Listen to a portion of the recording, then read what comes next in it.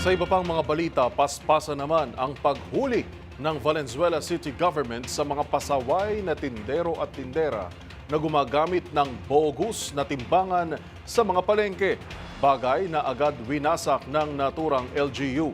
Ang buong detalye ibabalita ni Edwin Duque. Dandaang timbangan sa Karuatan, Valenzuela ang sinira at pinadaanan ng bulldozer para hindi na magamit pa ng ilang mga tiwaling tindero at mga tindera. Ipinagutos ni Mayor Wes Gatchalian na sirain matapos kumpiskahin sa ilang mga palengke. Ayon sa alkalde, bawal ang manloloko sa Valenzuela. Dapat anyay tapat at makatarungan ang kalakalan sa lahat ng pamilihan sa lungsod.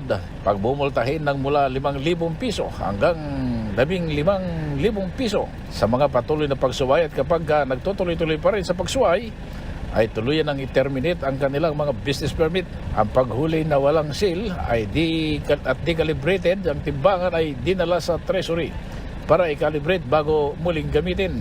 Ayon sa alkalde, merong inilagay na timbangan ng bayan at inilagay ito ng City Hall na kapag nag-alanganin ng mga namimili sa tamang timbang, ay maaari nilang itimbang o gamitin ang timbangan ng bayan para malaman kung kulang ang timbang ng mga vendor at mga tindero. Sinaksihan ito ni Atty. Regino Malyare, ang direktor ng DTI, at Mayor Wes Gatchalian ang pagpresenta sa mga nakumpiskang timbangan na sinaksihan ng mga mamayan. Patunayan niya na ito ang maaaring sapitin ng ilan kapag sila ay nanloko ng timbangan. Para sa MBC TV Network News, ako si Ares 23. Edwin Duque, nagulat sa DZRH, una sa Pilipinas, una sa Pilipino.